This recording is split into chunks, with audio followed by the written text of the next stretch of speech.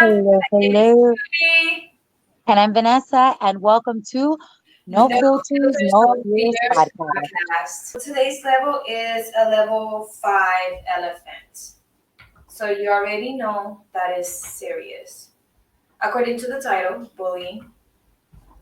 Yep, all about bullying. And of course, for bullying, we have a what? A Definition. definition. So it is your favorite part, isn't it? It is. For bullying, seek to harm, intimidate, or coerce someone perceived as vulnerable. Unfortunately, I think most of us have been in that position that we've been bullied. And Oh, I didn't realize there were multiple ways of how someone can be bullied. So I found 6 different ways, which yeah. kind Epa. of made me surprised. I know, I only knew like the common ones, physical bullying, right? Uh-huh. That's the first one, which is self-explanatory. People beating you up for whatever the reason it is. There's Verbal bullying. never a reason. I mean, obviously, verbal bullying, which many people do not know what that they do that. So, verbal bullying use words, statements, and name calling to gain power and control over a target. Typically, verbal bullies will use relentless insults to belittle, demean, and hurt another person. They choose their targets based on the way they look, act, or behave. It's also common for verbal bullies to target kids with special needs. Verbal bullying is often very difficult to identify because attacks almost always occur when adults aren't around. As a result, it is often one person's words against another. Additionally, many adults feel that that things kids say don't impact others significantly. As a result, they usually tell the victim of bullying to ignore it, but verbal bullying should be taken seriously, obviously. So most people don't realize that they do verbal bullying because they think it's son palabras, that they just Yeah. words. And But words carry a lot of weight. you know that phrase, words, sticks and stones may hurt me, but words. Sticks and stones may break my bones, but words will never hurt me is bullshit. I heard the same phrase, but at the end is, but words will destroy me See because that? That I can understand. I as an adult you try to do the cognitive work to like not be so affected by people's words and not give a shit, but it is a journey because all your life you're kind of being exposed to having to give a shit about what people think about you, right, in order to belong, right. It goes all back to the same thing, the shaming and the everything. So words weigh heavy. I Words affected me a lot because it was about my physical. It was a me decían smiley pants because apparently I was too happy. yeah, I remember you telling me that story that Yeah, you smile too I much. was too fat to be this as happy as I was, and I smiled too much. So smiley pants, and and and children can be cruel, but adults, That with their expanded vocabularies and knowledge, can be vicious. Yeah, we'll get into that in a little bit because it is intense. If we cry, guys, it's Oh, it's gonna happen. It's gonna happen. the next one, which I found very interesting, is the relational aggression. It's a sneaky and insidious type of bullying that often goes unnoticed by parents and teachers, sometimes referred to as emotional bullying. Relational aggression is a type of social manipulation where tweens and teens try to hurt their peers or sabotage their social standing. Relational bullies often ostracize others from a group, spreading rumors, manipulating situations, and breaking confidence. And it is the generations of that now. And now they have, well, and I'm sure you're going to get to it. So I don't want to skip any steps, but now you have social media, which just aids in the spreading of the caca. Definitely. The goal of a relational aggressive bully is to increase their own social standing by controlling or So bullying they're another narcissists in person. the making, Yes, definitely. Definite. And to the next one that you were making a point to, cyberbullying. which I've got a graph for you once you read what that's about. Ooh, When a tween or teen uses the internet, they say tween and teen, but I'm sorry, this goes all the way to, it doesn't matter how old you are, because I've seen some nasty adults. Cyberbullying is horrible. It's the During worst. election season, did you see the garbage? And not even about the politicians, about the people stating their their what who they want to vote for. What you may not agree, but people will get nasty. And mind you, sometimes the bully is for the silliest or stupidest thing that is irrelevant sometimes. Like, I feel like it's irrelevant. Ah, mira el pelo de la tipa. Okay, does it matter to you how their hair is? Anyway, cyberbullying is very self-explanatory. And what kills me the most about cyberbullying is that they're like, oh, you could just turn off your internet or close your computer or log off or get a new page or whatever. No, you cannot. Because a cyber bully, when they're like, oh, they shut down their page, they're gonna make a new page or maybe a fake one about the person they're bullying, and it A gets even thousand worse. percent. And it and then all the types of bullying kind of flow into one another. That cyberbullying becomes a relational type, and it's not just social media platforms. It's through email. It's through text message. Text messages, photos, you name it, voicemails, phone It's calls. Yeah. further. So the the latest statistics for the different platforms, right? So we've got, and this is comparing Instagram, Facebook, Snapchat, WhatsApp, YouTube, and Twitter. In 2021, which is the highest percentages of people being cyberbullied on these platforms. Who do you think has the highest percentage? I was Because gonna I say, was shocked. Instagram or Twitter or maybe Facebook. You know what? You're right. I would have guessed Twitter because I can't stand Twitter. So I just I avoid it like the plague. I would have imagined that the second one, and it is right, is Facebook. The number one at 42% of where cyberbullying takes place, Instagram. And that's where I feel safest, honestly, is Instagram. But then again, if I follow a lot of plus size models Mhm. because I chose to start infusing my site with beautiful, curvy women that look like me. So I'm like, listen, they're doing their life, they're living their life. But if you go in and read the thread, you find people that have nothing better to do with their life and their time than to go on to a successful woman's page.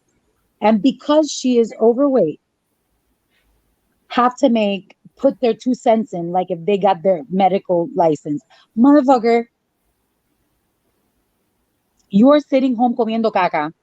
That's true. You're not a doctor to be giving medical advice about why they should lose weight or what kind of, regardless. They're spending their time, and in between, you'll see the positive messages. But 42% Instagram, 37% Facebook, 31% Snapchat. I know that that's very popular with tweens and teens Interesting. and Generation Z. WhatsApp at 12%. So after WhatsApp. Snapchat, it drops to 12%, YouTube 10%, and 9% Twitter.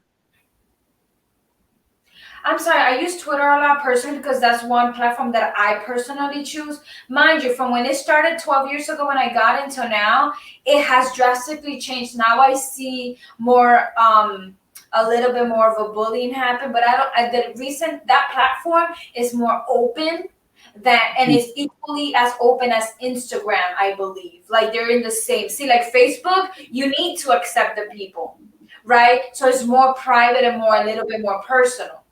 But in between those people that you have, tú todavía tienes that, the little animosity and the little like bullying happening between. But that's interesting. In WhatsApp, I mean, what the hell? How do you even get bullying on WhatsApp? It's just the people you accept. That don't make sense to me. Well, I mean, the whole idea of bullying. So, like, they'll tell you, I at one point had to learn how to feel bad for my bully because, it truly is that this person, this individual, feels so poorly about themselves that the only way that they can feel better or feel of worth is to belittle someone else. right? Whether it's physically, imposing their strength, or verbally imposing their, for lack of a better word, wit, even though it's not very witty.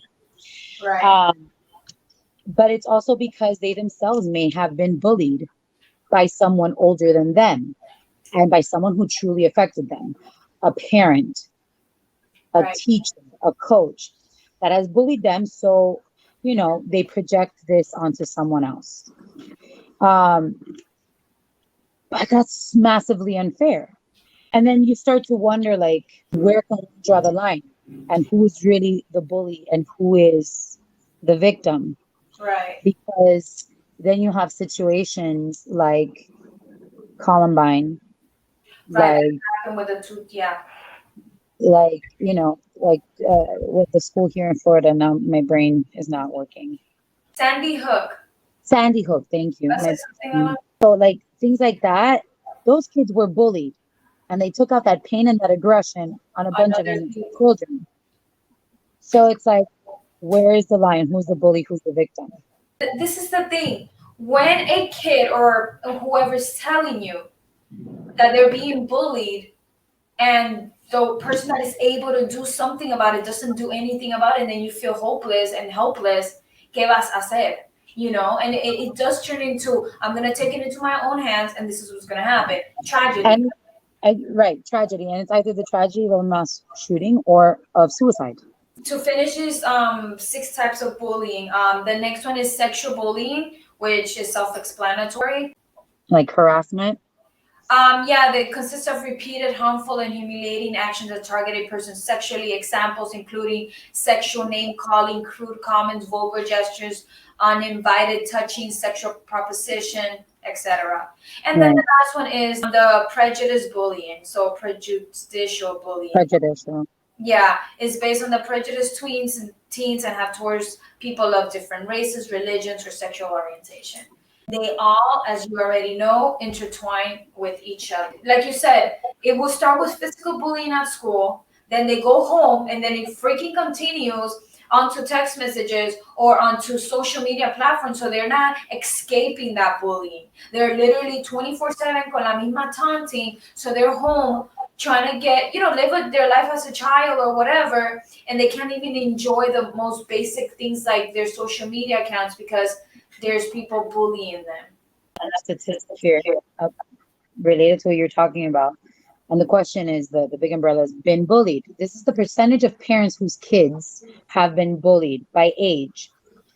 The most bullied age group is 14 to 18 at 59.9%. And the other ages, 11 to 13, 56.4%, 19 and older, 54.3%. So they're all pretty up there. The least bullied, but still high, 47.7%, is 6 to 10 years old.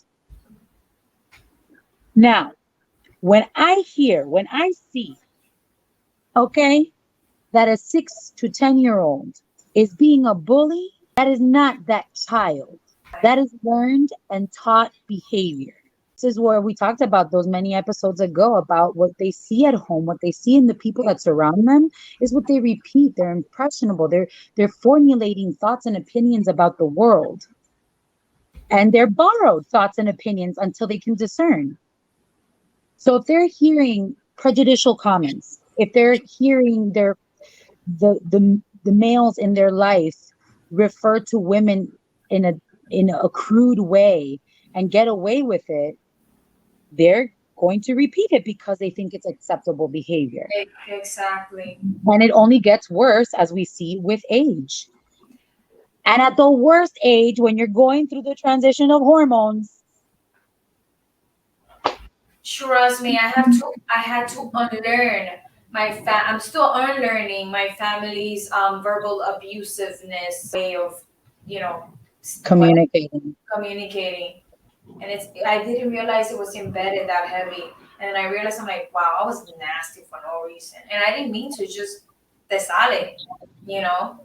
Mm-hmm. So And we don't recognize bullying as bullying sometimes when it can actually very much be bullying. So could you read really quick the definition again? Seek to harm, intimidate, or coerce someone perceived as vulnerable. Bullying can even be included in that the creation of shame, right? So what people think that they're doing as an assist, like, oh, you're so pretty, but if you cut your hair, but Whatever if you, state. right? That's that's being intimidating. That's coercing. That's coercive of someone who's vulnerable. Maybe they're sensitive about the length of their hair, about their weight, about their eye color, about their acne. And any comment, as quote unquote polite as they're trying to be, it's like a passive aggressive or a backhanded compliment, right? It's the opposite of the caca sandwich where you get like a, a positive comment, a negative comment, a positive comment. Yeah, It's just a negative comment dressed up as a positive one. people. Have you ever had one of those that you may not have considered as bullying, but if you were to think about it, the comment stayed with you and affected you long enough that you were like, damn, that it That I was did. That I did. no, that was done to you or that you did. Okay, so here's the bus. Hi. I was a bully when I first moved here from Puerto Rico. I was a bully to this girl, who she hates me today, which understandably so. It's okay. I understand. I still want their forgiveness because I was a child. I was only 12, but I was a bully. I was nasty to her. I would make letters and pass it around the school. I was nasty. I told you that you would not like this person if you would met me. I'm glad I met you when I met you then. I was nasty. I was nasty to her. I liked her brother, so we were friends, but I didn't like her. I made her life living hell in middle school, and then I was bullied back with when I moved to another school because of another incident that happened in another school. So in that school, I was bullied multiple times by everybody. The way that I dressed, the way that I talked, my hair was super duper long, so they were like making fun of me because of that. I was pale. I got made fun of that. My accent. I have an accent. Hello, I just moved from Puerto Rico. ¿Qué tú quieres? I don't know English like that. Yeah. I was bullied for the most stupidest things. I like the way that I dress, and I still dress cookie, crazy, unmatched. Oh my god, the early 2000s. Like, what the hell are you wearing? I'm like, Like if they knew what the hell they were wearing, tampoco with their weird styles. and then my siblings got bullied, which they are neurodivergent kids, so they got bullied too, and so I had to step in. So I was being bullied while trying to save or like trying to defend people that were being bullied, which were my siblings. So, ¿me entiendes? So that was not a very nice, like, I was 13, 14. I got bullied all the way until like I was 15. So 4 years of shit. But then when I realized, like, I learned early at 15 that I needed to change that behavior. I stopped bullying people, but I was still being bullied, you know. Right. So I changed the behavior. Um, how did I cope with that? Like, I just ignored them. I ignored them and let them talk whatever, and it even got them worse. It was even worse because I wasn't giving them power. Eventually, they got bored. You Exactly. know, eventually they got bored and whatever, but it was tough. It is difficult because I was at the age where you're trying to connect with people, to build friendships, to feel wanted, accepted, and people are like pushing you away for the most absurd reasons.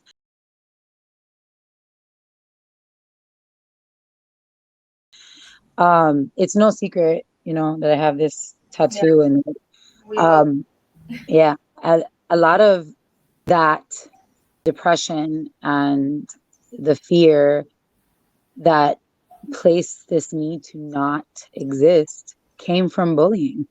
It resonates with me every time I read a story of any age, any gender, any orientation that commits suicide because their peers were unaccepting of them. But not just like, I don't like that you do this and I'm not going to deal with you. I don't like that you do this and I'm going to pursue you and attack you for being you.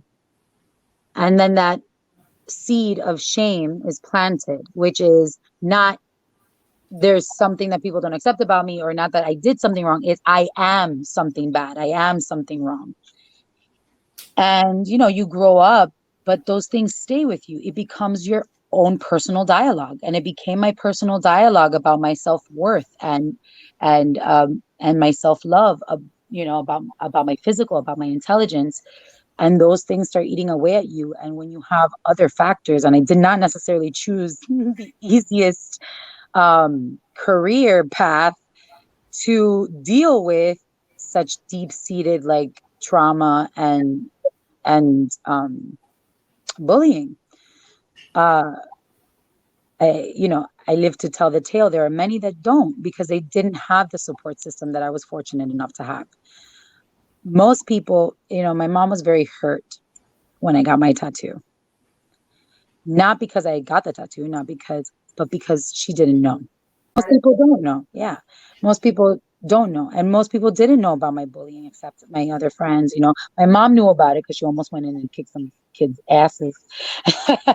But, as you get older and the types of bullying vary, and you don't know what's, well intentioned and what's not, it becomes really difficult. You know, I, I empathize a lot with people that don't have that support system, that can't reframe for themselves. These are tools that are learned, that are taught, that our parents don't necessarily teach us because they didn't have the tool. Right. And therapy before was thought of as like, oh, there's something wrong with you. You're crazy if you needed therapy. So there's a lot of reasons. I learned I learned to be. I don't know. This made me become more stronger, more verbal in my like no's and my statements. So I would get in a lot of fights because I was done.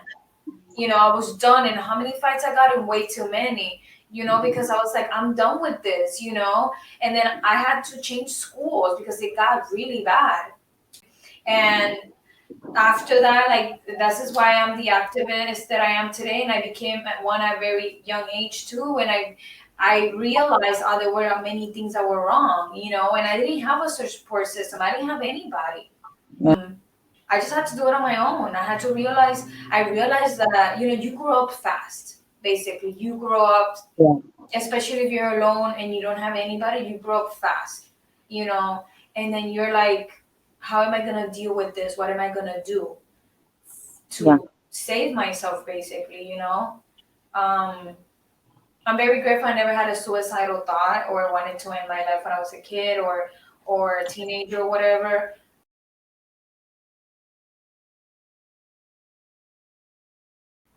But there were some moments where I'm like, can I blow up the whole school? Type of Yeah. thoughts. I mean, this is where also choices and the learned behaviors, not as a negative. Learned behaviors as it's what you learn because it's what your parents knew to teach or to pass on. You know what I mean? Right, So you have those choices of the people who, we all see those Hollywood movies, and Hollywood paints it real cute, that somebody who was bullied, then they come back to their high school reunion and they're super successful, and the bully is now garbage. It doesn't work out like that all the time. right, Sometimes the bully's just fine, and you know but the fact is that it does take a choice. Do you want to perpetually live there? Do you want to leave that behind? Some people perpetually live in their high school life. That was the best time of their life, and now as an adult everything is crap, so they just talk to the same high school people, relive those moments. That's all that they can hold on to. Or you grow out of it and you make the life that you choose, the life you built for yourself, exactly. past that suffering. And then there's the people that you're like, blow up the school or whatever. Like, Yeah, there's that rage is very difficult to explain. And I don't think it's fair to knock somebody for feeling that rage. Acting on it is the difference, right? right. The acting on it is the difference. Nobody can fault. I don't feel that anybody could or should fault those boys that did those shootings for feeling as strongly as they did. You can fault them for the action, right? Because that was horrendous. But what pain, what rage? The same way that like people were so quick to jump down protesters, right, that were breaking windows and cars during Black Lives Matter. Will never, and there were people that were doing it for all the wrong freaking reasons. They were just doing it because they wanted to be a-holes. But that rage, some of those generations felt because of the things that they experienced. No one will really understand that rage of being under someone's boot. That's where privilege pops in. The privilege of beauty, the privilege of whiteness, the privilege of education, the privilege of money, the privilege of being fit, right? All these privileges that we don't recognize necessarily as privilege kicks in, and then you can judge somebody for reacting the way that they do Right. or for being quote unquote overly emotional. The hell do you know? You know, in retrospect, I realized why I was such an angry adult. I was angry because I was hurt. Like I said in the last episode, I was angry because I was hurt because of what happened, because my whole life was literally uprooted from Puerto Rico to the States like this. Yeah. Having your entire family, friends, everybody you know, and you're uprooted to coming to a different country you don't know the language, you have no one, living situation Yeah. is terrible, school's becoming terrible, and then you have no one to talk to because you live in a Hispanic household. We don't talk about feelings. You don't say I love you. You don't hug. You don't have anyone to talk to, and you are new to the country. What do? You become a That's a poet. lot of pent up emotion. You become a poem. You start writing poetry. No, but seriously, you don't know this pent up, and you don't know how to handle that. So then, And you were how old? I was turning 13. You're in the middle of hormone overload. On top of legitimate emotional stressors, you're also, your whole body is changing. And it's like it's a cultural shock on that. Um, Everything was just so what the fuck, And now, retrospect, like I said, no wonder I was such an angry adult. I was 21, like telling the world to go fuck itself, like creating beautiful art, hanging out with everybody in the music scene, acting, doing this, doing that. But I was angry. I was miserable. Yeah. So I decided to change all that. I can't live like that anymore. So I had to let all that go and I had to be better and, have my own therapy basically and forgive. I had to because I was freaking angry. I was so angry and so hurt. You ever heard that saying of uh what is it? That lack of forgiving is like taking poison and expecting the other person to die. Yeah, exactly. Yeah, You basically. took back your, and but it's also, well, we've talked about someone taking back your power. It doesn't have to be from an oppressor. It can be from yourself, because eventually the bully becomes ourselves. It Yeah. stays there. It stays there, and it's something that we're dealing with and biting at us. And you took it back, and you changed the narrative. No, yeah, I will never bully another person in my life, and I will never let anybody bully me because obviously it's a very terrible feeling. You could dislike somebody, but you don't have to harm them, or you know, I'm saying, you you know, don't. I mean, look at what we've talked about in the past: racism, prejudice, xenophobia, right?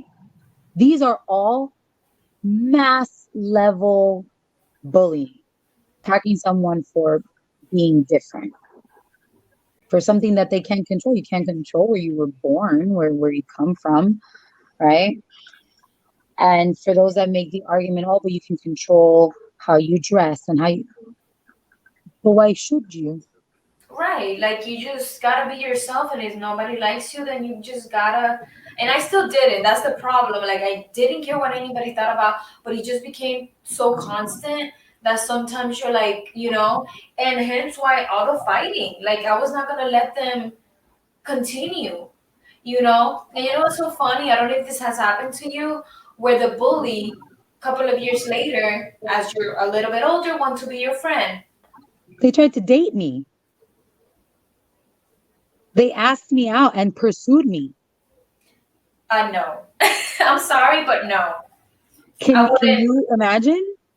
No, I could forgive you, but that is not happening. You are never. I mean, we all But change. imagine because I'm sure you can understand this because I'm sure you felt it, that same feeling of them wanting to be your friend, that conflicting feeling of a part of you has always kind of wanted that person's acceptance.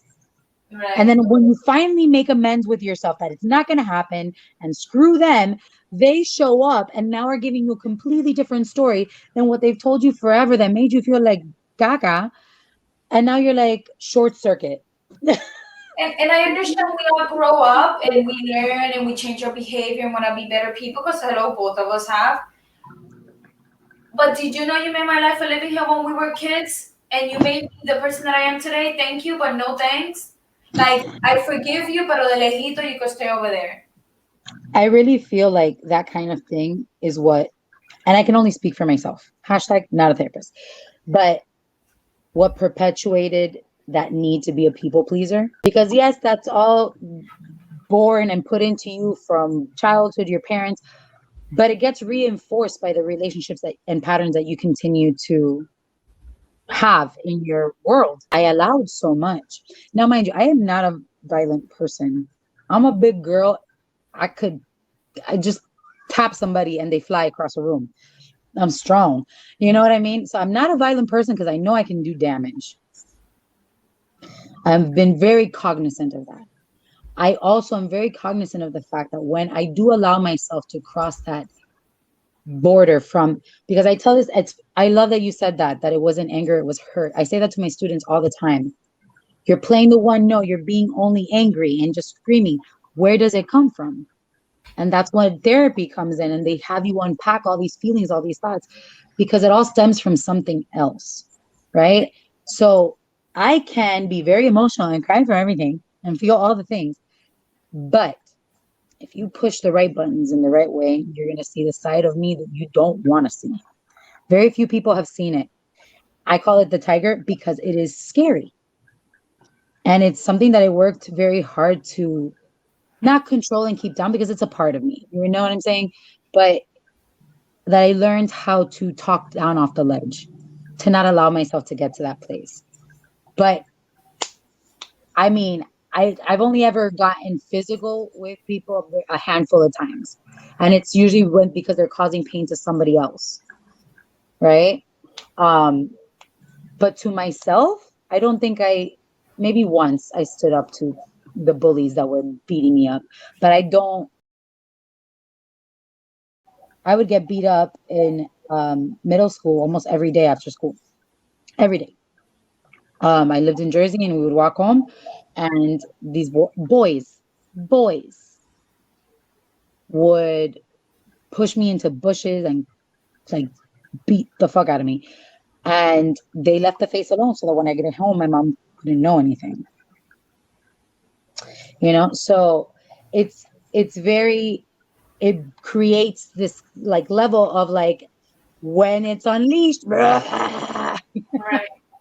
or crying, right? A crying triggered by the most absurd things that people just won't understand. The whole people pleasing that you start to then acquiesce to things like, okay, yeah, and to keep the peace so you don't have to deal.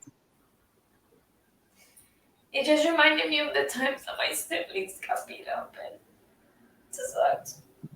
It's like having, like, my little brother got stuck in the bathroom because the bullies literally, like, pushed him in because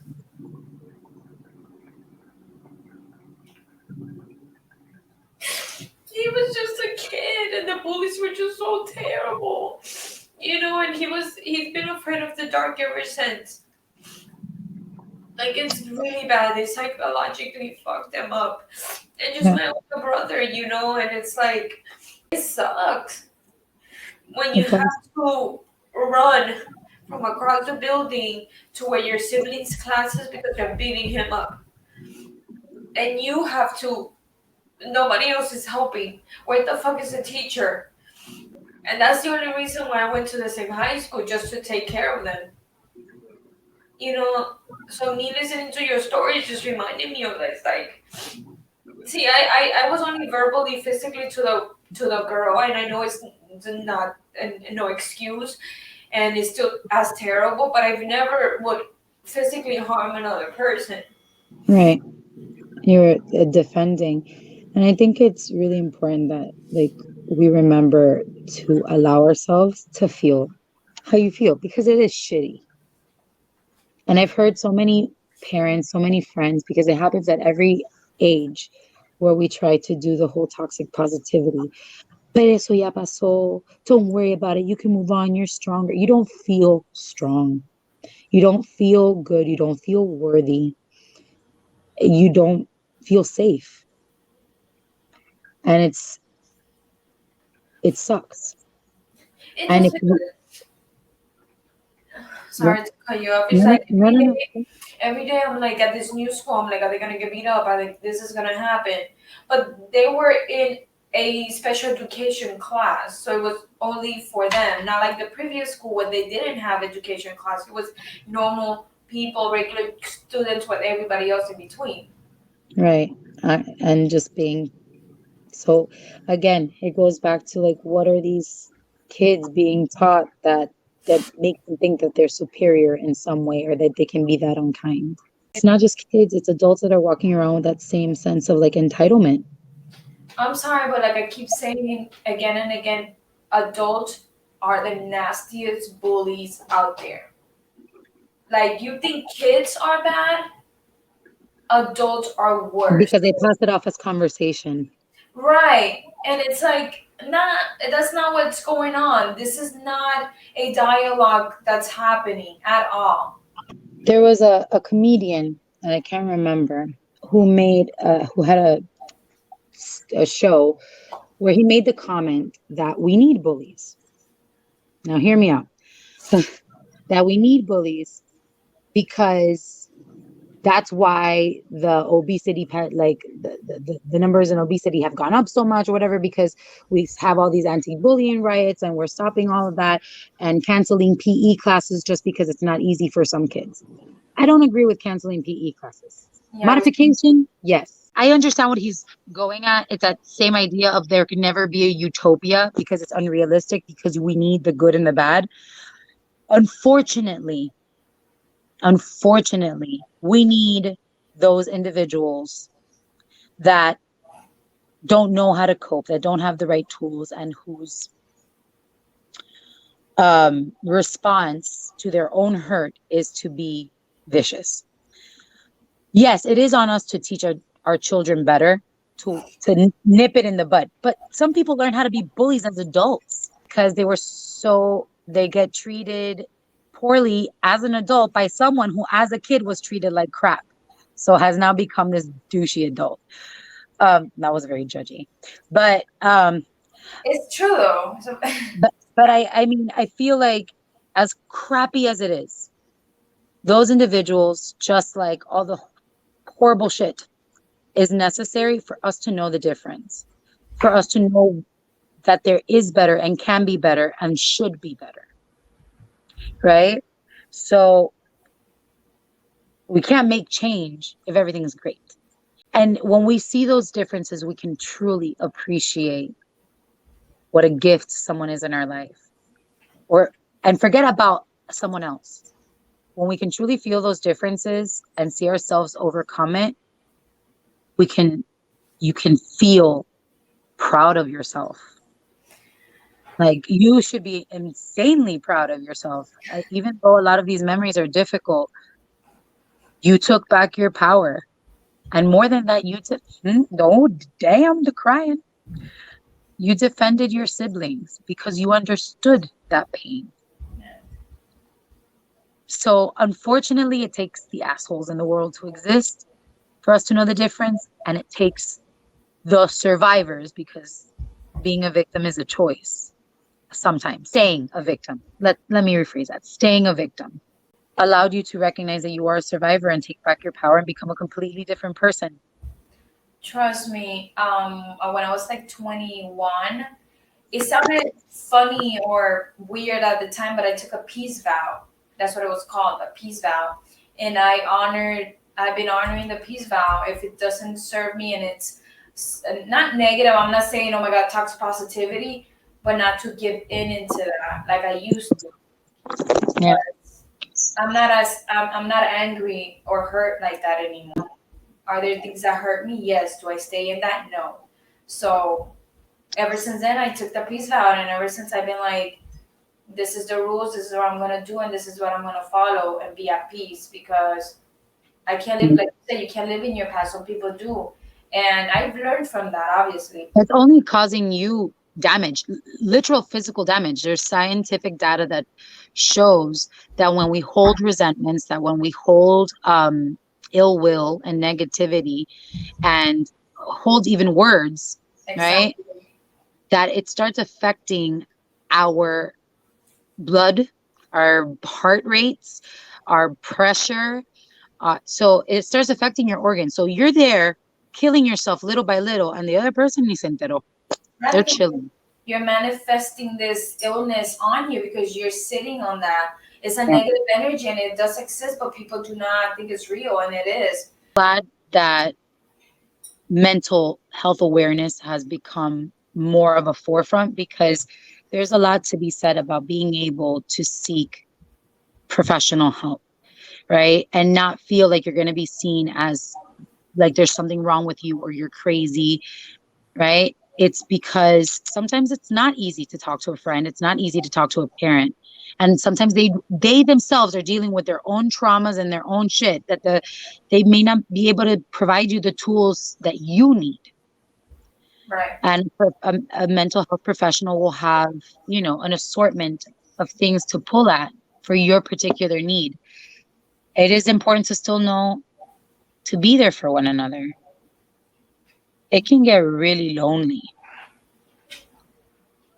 to feel like nobody understands you because they don't live it. You don't have to live something to be a shoulder or an ear for someone. Love and compassion should just be something that happens. When someone hurts, hurt is universal.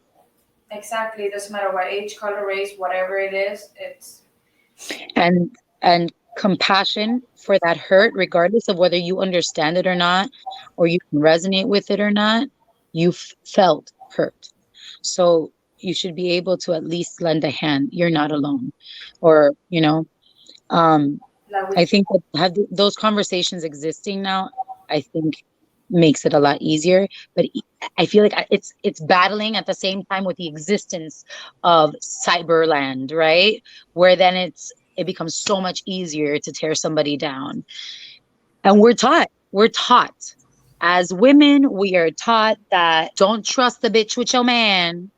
We're taught, you know, quítate tú pa ponerme yo. I hate that.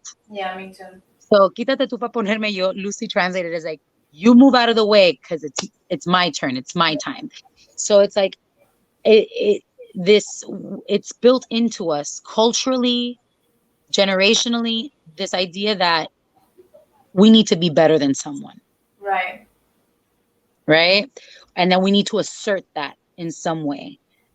That power is more important than respect, or that, fear, people fearing you Uh has huh. more weight and more importance than someone respecting you. Right. Like it's gonna get their way, Yeah. and yeah. The misconception that someone being your equal makes you somehow less. They're your equal in a bunch of different ways, but they can never be you. They Right. offer something completely different. They're equal because they are a sentient being that deserves respect. That's what means by equal. Like if I'm able to walk outside and take out the trash, So everybody can walk out and take out the trash. Yeah, well, you know what I mean? But so I'm saying a lot of these things are communally fed to us. right. I feel like, and it goes back to communication, changing the conversation. I want to talk about this because it's something that you've touched upon cyberly. So I don't know about you, but growing up, we didn't have the internet like the kids when we were in our 20s, like those teenagers already had. Yeah. Um, so I think, like, for example, the LGBT community, when we were younger, we didn't have that many people that were out. At least when I was a teenager, there weren't many people that were out our age at all. Like there weren't many teenagers that were out, unlike the teenagers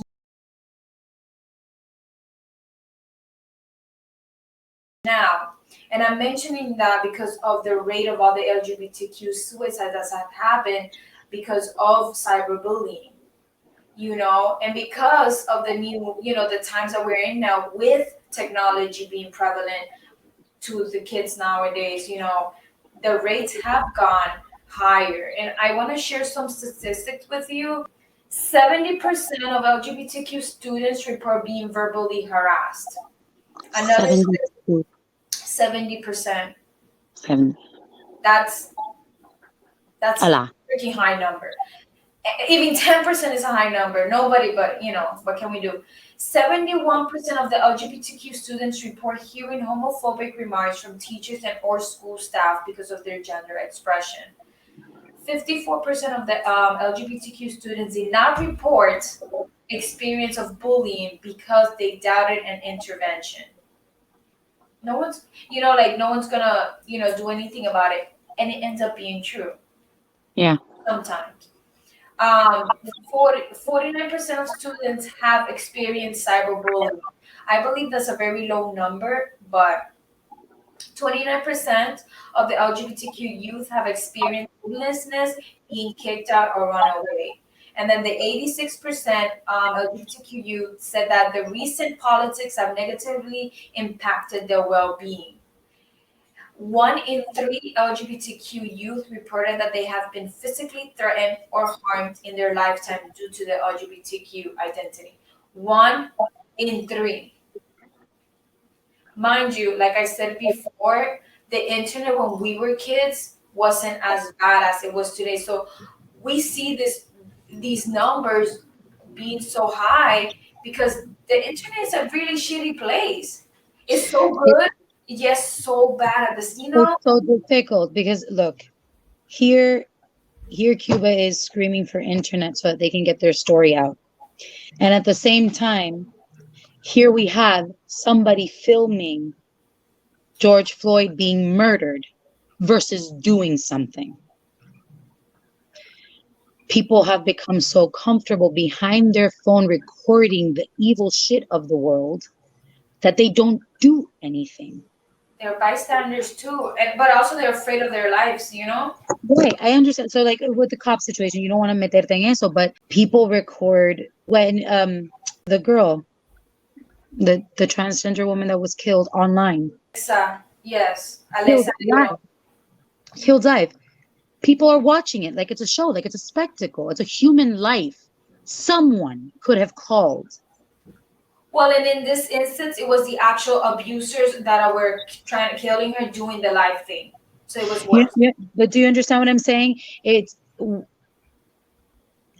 We've become so good now during the pandemic at this virtual world. Yeah. Well, I fear that those movies that have people sitting in electronic scooters that are too fat to walk on their own legs, right? Because they have become just these technology dependent blobs. That's what they're expecting of us. That's what they're projecting for us. They paint the picture for us and we feed into it. And then we try to fight it, finding the happy medium of using the internet for good. And then here come the evil, degrading memes, right? Glorifying mental illness, right? Or glorifying racist behavior. So it's so difficult. And why does it persist? Because of the sense of complacency. Nobody asks questions anymore. It's just easier to sit and watch or read the thread or don't Or don't. ignore it. Or ignore I'm it. guilty. I don't get involved in those threads of people tearing down. For example, Tess Holiday has had a very public journey about being bullied, cyberbullied by Yeah. followers. Yeah. And as of late, recently came out as having an eating disorder, heavier bullying. Someone is vulnerable and shares and put themselves out there so others don't feel alone, using their platform for good the way they should. Right. And they get turned down by Pepe, who sits behind his computer all day, not because he can't do anything else, but because he chooses to fan his ass. And Right. I'm sorry to whoever Pepe, if you're not that Pepe, don't take it personal. You know what I'm saying? Yeah. It's like Brené Brown says, unless you are in the arena getting your ass kicked with me, shut up. And I agree with you. I don't get involved in threads like that either, and I don't go sit there and whatever. But I do use my platform, like no filters or fears, to talk about those things. That is me getting involved indirectly. Right. You've got to pick your battles sometimes. It's like, what do I gain in sliding into that one moment and saying, don't be ignorant, da, da, da, and saying my piece to that one person, then getting attacked by 20 other ones, right? You're not gonna A, win. I didn't help Tess or whoever it is that I'm responding to. B, I now feel like shit because now I'm triggered. It doesn't serve a purpose. However, if you do, as you say, go on a platform, go on your personal platform. And as a general note, say when these things happen, it's creating awareness. People will see it. You don't have to point someone out, right? That's why I am so against cancel culture. It's Singling the one out lets so many others escape. this whole cancel culture with Déjame the mirar. with the millennials. It's ridiculous. You can go cancel yourself. Like it makes Yeah, no sense for you. Who has to say in this? The larger population, because society says you're canceled and everybody just goes on it and starts, for one what? For something that you didn't like.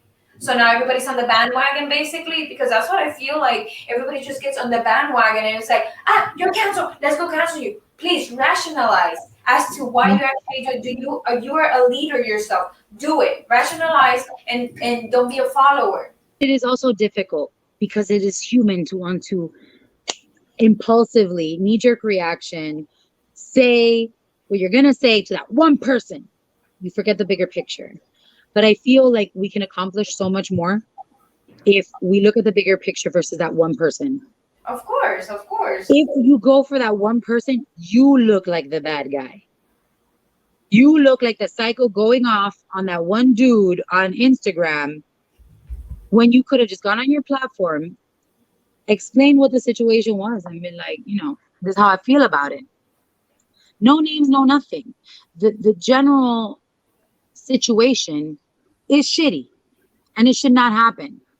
But that I feel creates more awareness and more room and possibility for change than going on somebody's thread and going mano a mano with some bobo.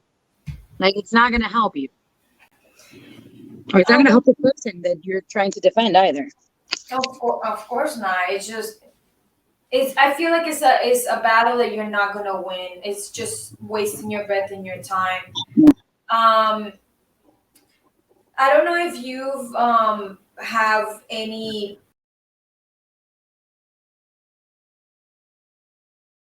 I have one in particular that did, and I don't know if you remember. This was back in 2012. Her name was Amanda Todd. She was 15 years old. She was blackmailed into exposing her breasts on a webcam at the time. Oh Like she was wow. blackmailed and being bullied and physically assaulted, and this the she ended up committing suicide, unfortunately, in her bedroom. She hung herself, and mind you, she was 15 years old, and I remember I was 23 years old. I was in my last year of college, and she pleaded, you know, for someone to help her. Like she was telling everybody that she needed help. When there's videos of her holding little notes on YouTube stating what's going on with her, and that video went viral after her death. And now is when they're paying attention. After the child is gone, it's like It is so horrible that it takes the death for us to be like, oh damn, we should have paid attention sooner. Hindsight is 2020. It's we spread that whole, like, when someone tells you who they are, believe them. When someone tells you that they're suffering, don't invalidate them. That's the biggest problem. What's the worst that can happen? You have the conversation, you realize that maybe it's a personal issue, or their perspective is skewed because of trauma. Then you assess that. But what's worse? Dismissing it completely and then having them die? And maybe they killed themselves over perspective that was incorrect, right? A story that they built for themselves in their head. There's just so many things, so many reasons, and there's no need. You know what I'm saying? Yeah. I was affected by a lot of suicides throughout life. When I was younger, I was a cutter. And there was um, a girl in my high school who committed suicide. And it came out that she'd been a cutter, whatever, and cut too deep. It shocked me. It stunned me for a bit until I learned how to cope with it for real. It didn't necessarily stop me, but it stopped me for a while.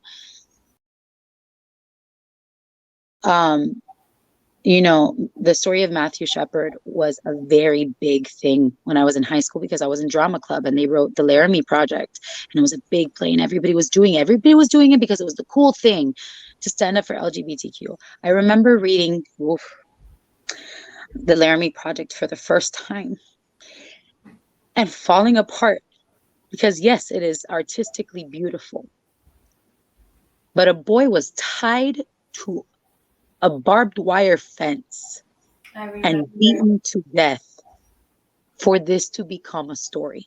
I remember that. Every story that has enacted change in our history comes from someone having to unnecessarily suffer the pains of ignorance. And it affects me because you start to relate to it. Like, I was like, I know I'm gonna be friends with Truby for a long time. The day that you called me crying because it was about missing and murdered Indigenous women. So a young woman had gone missing. And you wrote that poem and you were so devastated. You're like, that could be me. That could be my sister. It could be anybody, my niece. I don't think that we stop long enough to recognize those parallels. We have to make it about something so particular, something about what it's not. I'm not Black, so it's not my story. I'm not this, so it's not my story. It's not my problem. It's not my pain. But it is. Because if you were to turn it around, a woman that is Muslim, you may not be Muslim, but you're a woman. Like, I'm a woman. It resonates with me. Because if I were in her country, it could happen to me too, because they could give three hoots about me being Muslim. What they care about is a woman stepping out of line. So, like, a lot of those things me afectaron mucho, slowly aided in my not wanting to end my life, because I didn't. It's so sad that someone's death saves someone's life. That's what happened. You see it enough. And it reminds me of a story. You know Monica Lewinsky? Mm-hmm. I'm guilty of making Monica Lewinsky jokes back in my heyday and closer to when the scandal happened. Until I read really Monica Lewinsky's story later, I really empathized with the woman. Poor choices, 1,000%. 1,000%. But who in the hell doesn't make a poor choice every now and again and asks for grace and kindness from others? Because people evolve. We make mistakes and we evolve. And if you don't, well, you will eventually. Well, Monica Lewinsky was a young woman. And here's the thing, like, we also don't give enough credit to the difficulty of being a woman or being queer in the workplace and trying to find your space, and that power being in someone else's hands, and that fear that is taught, placed in you from young, of to have a sort of submissive nature so that you can move ahead, right? And that's not everybody's case. Like, my mom is rajatabla. My mom is power suit 5,000. She's like, no, you don't bend for anyone. But Right, right, but the majority, and it has a lot to do with culture. The majority of us are not taught that way. Man, woman, or non-binary. Like we're just not taught that way. The majority of us are taught that you kind of got to roll with the punches so you can get ahead, and then you can, then you can do whatever it is you want to do because now the power's in your hands. right. So Monica Lewinsky, I felt for her because she had to, she was afraid of losing her job. She was afraid of losing her potential future. Poor choice, yes. But the bullying that she suffered, Oh, it was horrendous. Yeah. she couldn't leave her house. She was suicidal. It made her mother's life miserable. Did they attack Bill Clinton that much? No. I remember that thread. Oh my They God. applauded Hillary for taking him back. They applauded him for apologizing. Listen, I'm not saying he was a good or bad president. You can think he was the best shit since sliced bread. The action, he's just as accountable, if not more, because he was older and he was the person in the position of power. Exactly. Okay? Get off So, my so. just as, if not, he took advantage of a young woman at, in a position that she just wants to keep a career. So Monica is affected by this, not just right around, like ongoing years and years of being the butt of jokes on SNL, Yeah. on in newspapers and comics. Fast forward the story of, I don't remember exactly. I can only por arribita decir, I think it was a boy who committed suicide because he was being bullied so heavily. He couldn't leave his house. He stopped going to school because he was being bullied so intensely. And I believe it was because he was gay. It is absolutely disproportionate, the bullying that happens to the queer community. Right? So the boy commits suicide. The mother is besides herself. And she sees the mother's speech on television, and it affects her so deeply because she says, that could have been my mother talking about me the many times that I wanted to just end it all. Because the noise was so loud. They made her feel so worthless. And it's fine and dandy to say nobody can make you feel anything. But when you are being bombarded heavily and being told who you are, stop forgetting who you are. You start to forget. You start to believe everybody's back on. It's just like anything. How do I memorize lines? I go over it and over it and over it again until it's in my head. How do we learn sayings and things that keep us going? Repetition. If someone repeats something enough, it becomes habit. It becomes your truth. It does, and then you need to start like unlearning that and trying to start believing in yourself again and become and realize that that is not you, what people are saying about you, and it's hard. I'm a big proponent for radical self-love these days. Um, it's hard. The journey to self-love and self-acceptance. If somebody told you that it was easy and you just got to take this pastillita or say this thing 3 times, they're full of shit. Yeah, that's It is not. hard. It took us, however old we are, to learn to be this way. It's going to take us just that long, if not a little longer, to unlearn a lot of behaviors. We owe each other nothing except kindness and compassion because we would, I'm sure, expect the same in return. You just reminded me that there's two laws that came into effect. The first one is what is it called?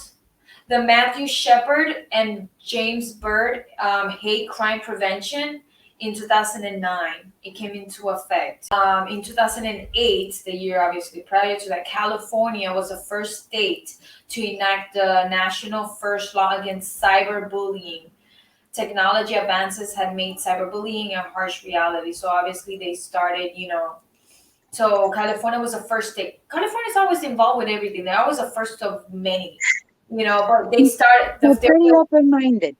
But they were the first, and very expensive. But they were the first state to put this law in 2008. But I'm very happy that Matthew Sheperd is passed. Like we mentioned before in our other episodes, that it sucks that something terrible has to happen in order for a law for something else to pass, in order for it not to be a future reoccurrence, and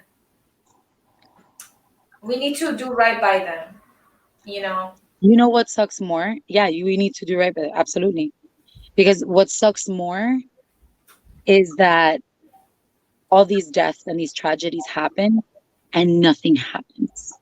And then it happens again and again and again.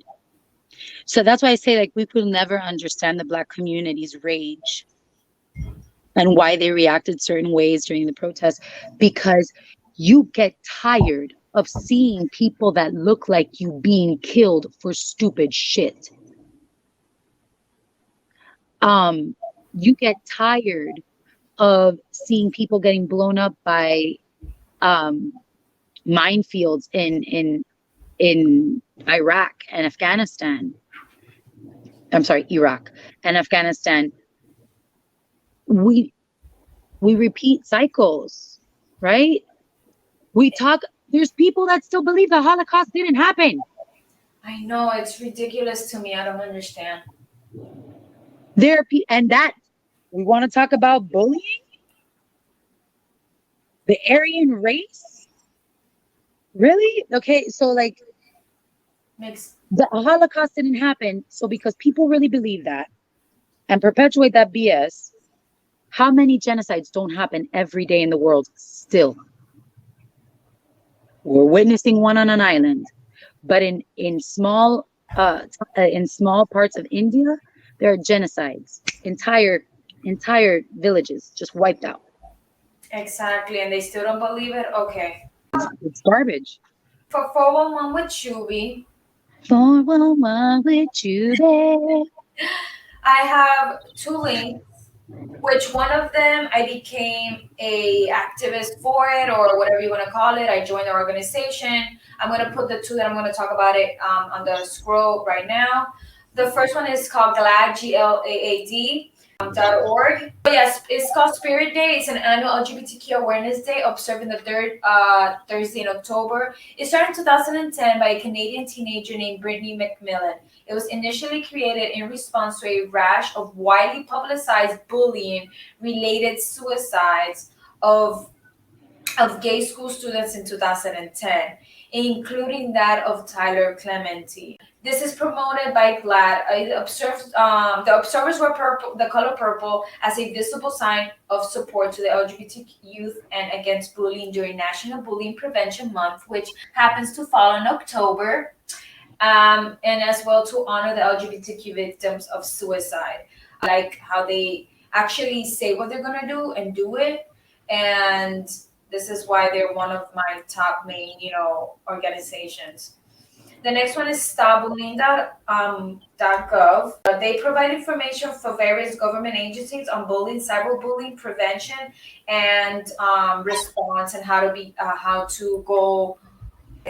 find help for whatever the situation is happening. For now, these are my top two that I could share with you guys and be like, I am 100%. I stand behind them. Yeah. Yeah, other than that, there's some companies you're like, there's a problem with this one. Yeah, I've heard of GLAAD. The stopbullying.gov I hadn't. Good to know. But GLAAD has been around for a hot minute and they've done a lot of great work for the LGBTQ plus community. Yeah, I love their work, and I love how they stand behind what they say they're gonna do. And I don't know, it's widely as well. It's not just for the LGBT community. They have done things for everybody. So that's why I like them. They're very inclusive. So that is it for 411 with you. Yes, it was very short. To move this along. This has been a great conversation. Yeah. And much needed. Like, I may be over a lot of the things and have grown past it, thank God. But remembering where I was and where I've come from is important. It's important for all of us to do that because it keeps you sensitive to it. Exactly, same here. Yeah. But now, Kurikote Vane.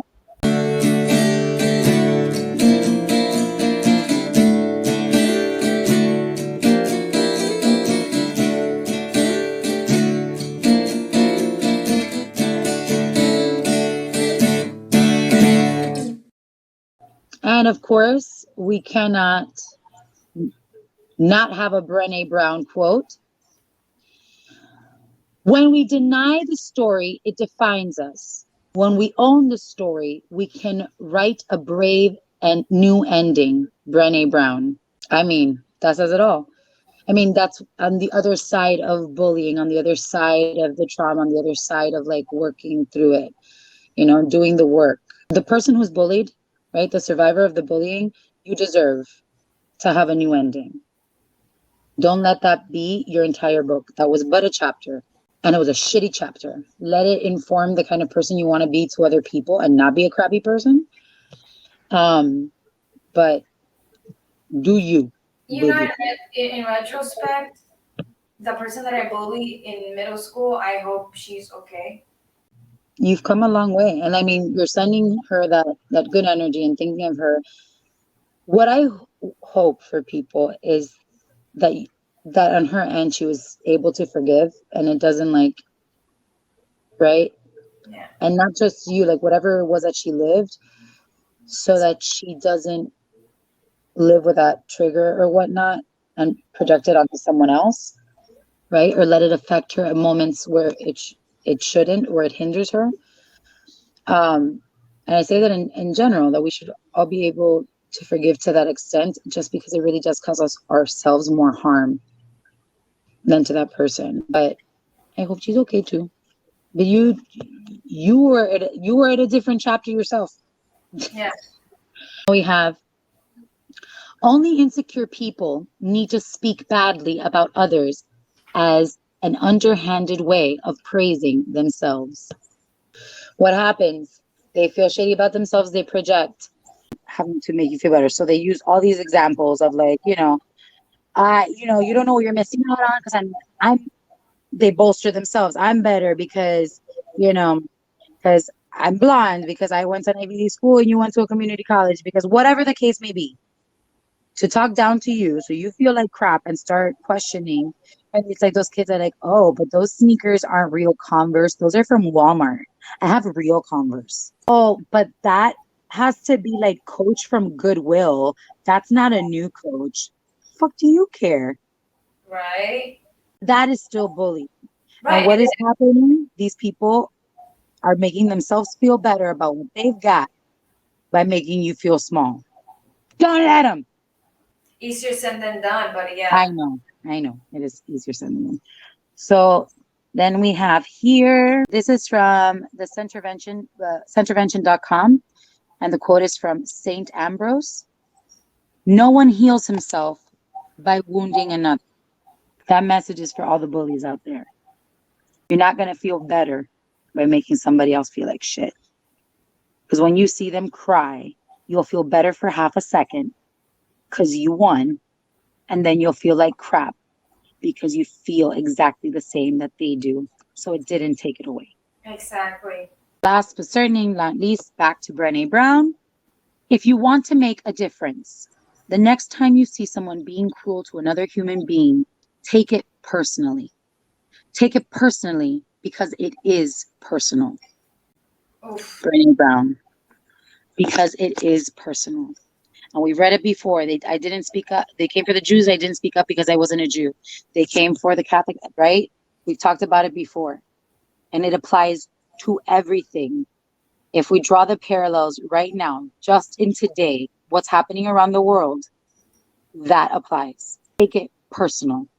Oh, I know how many times I've had to stop other people from bullying other people. I'm like, leave them alone. And they're like, what you gonna do about it? I'm like, come here. Like, what are we gonna do about Come it? at me.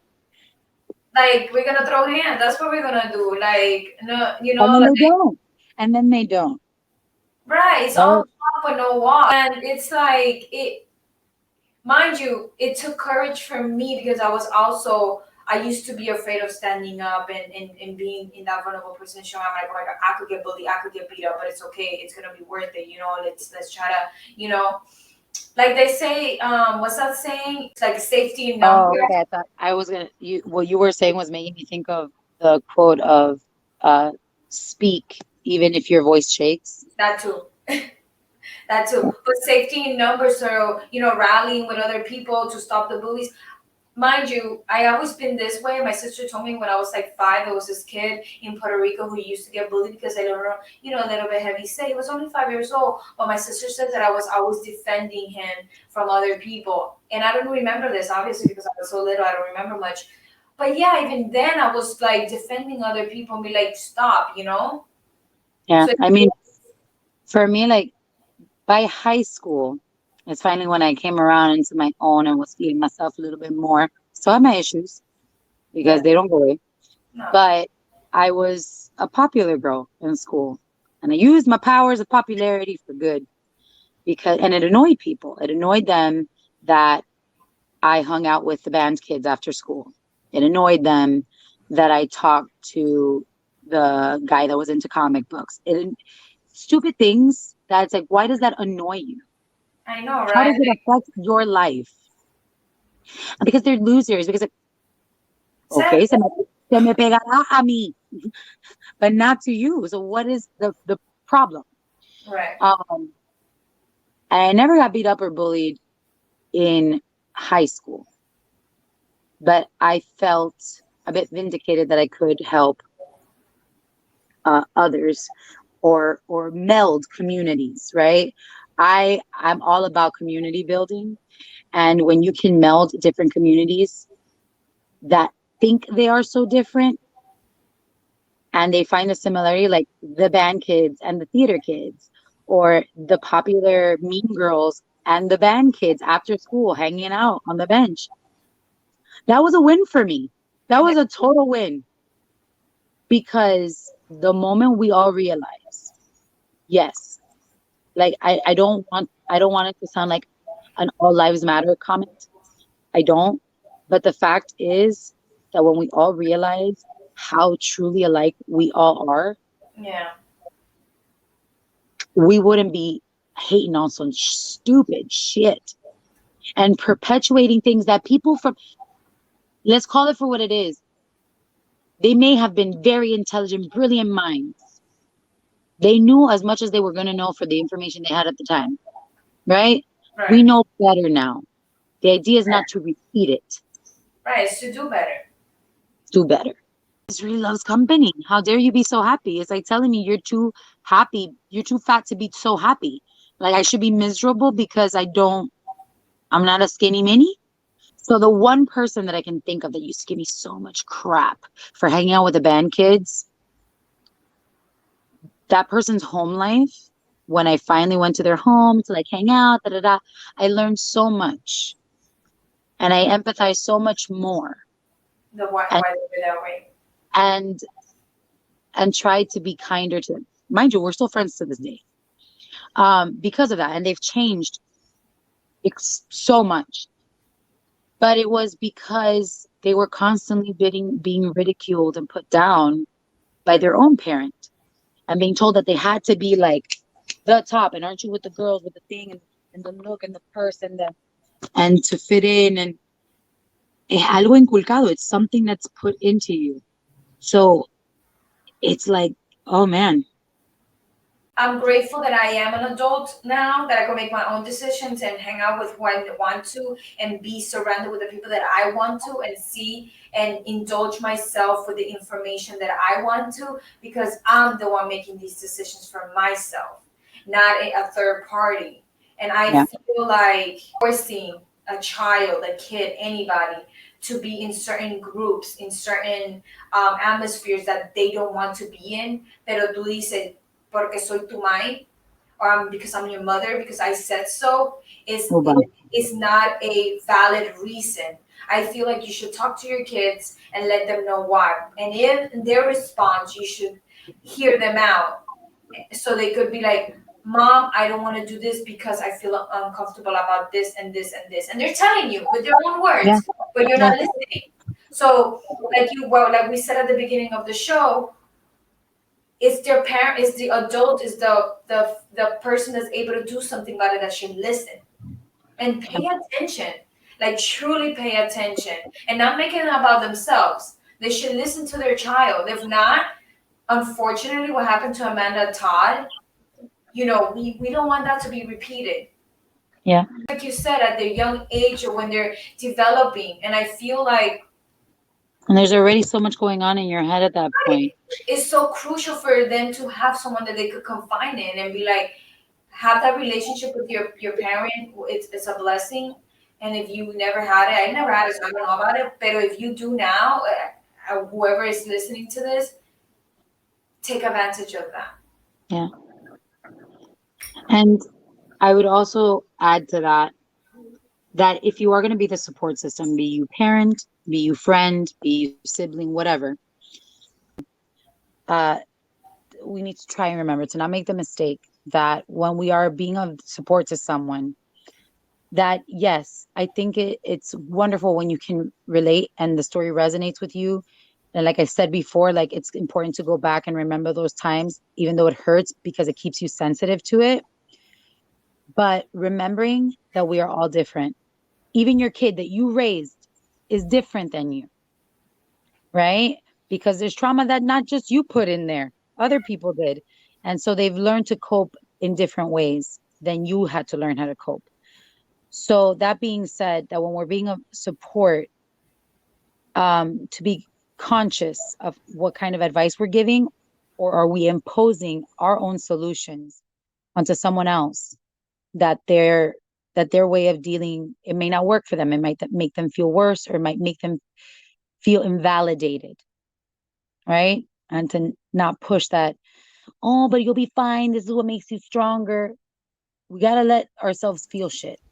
I think that's what has desensitized us so much. We don't allow ourselves to feel and to go through the shitty feelings.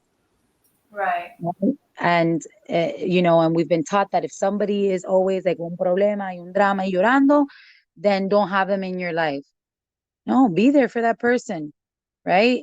If it's consistent, then you make your boundaries so you can protect your own sanity, but don't dismiss someone or assume that they're all of a sudden like they're too dramatic, they're too whatever to deal with, because those moments do not define all of us.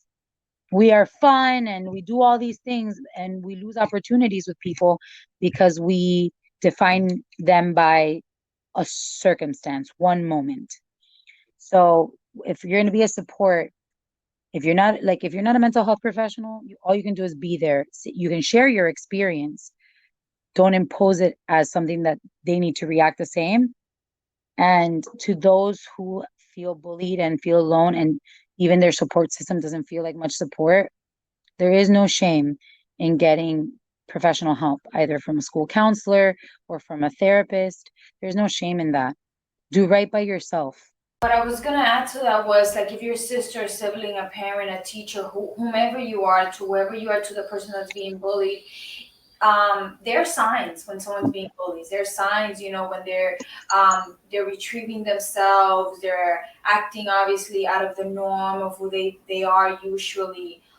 Try to educate yourself on that, and if you are able to provide some help, if you know somebody that could provide help for what for the situation, if you see that the person is harming themselves, try to get some help, obviously, if you can, before it's too late. But please communicate. Communication is the biggest thing on No Filters, No Fears.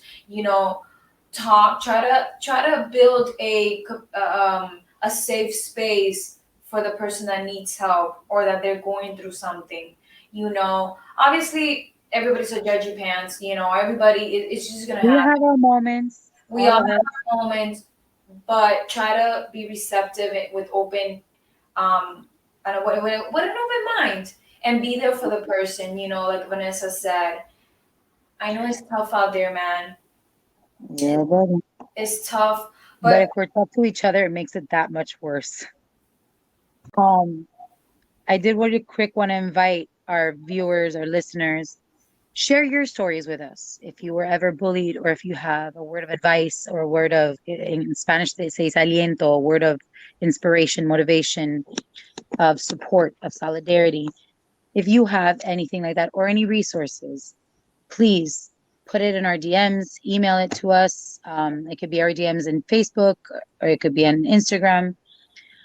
share that. If you do share a personal story, we will share it anonymously. Those things are important because the biggest thing that happens with bullying is the mental aspect of it, falling into depression, falling into anxiety, falling into those patterns. And knowing that you're not alone is more helpful and more medicinal than you will ever know. Couldn't said it better myself. I know that a lot of other people's stories kept me alive. Oh, definitely, definitely, same here.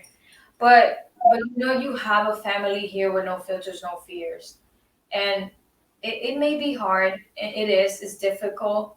And if you're going through it right now, just message us. You know, come on. Our DMs are always open, literally. You know, like there. You know, you're not alone. You truly are not. And yes, it may feel that way, but talk to someone, anybody. One person, just takes one person to hear you out, you know, and your story continues. You know, it doesn't end today. So Stay fearless, fam. stay fearless, everyone.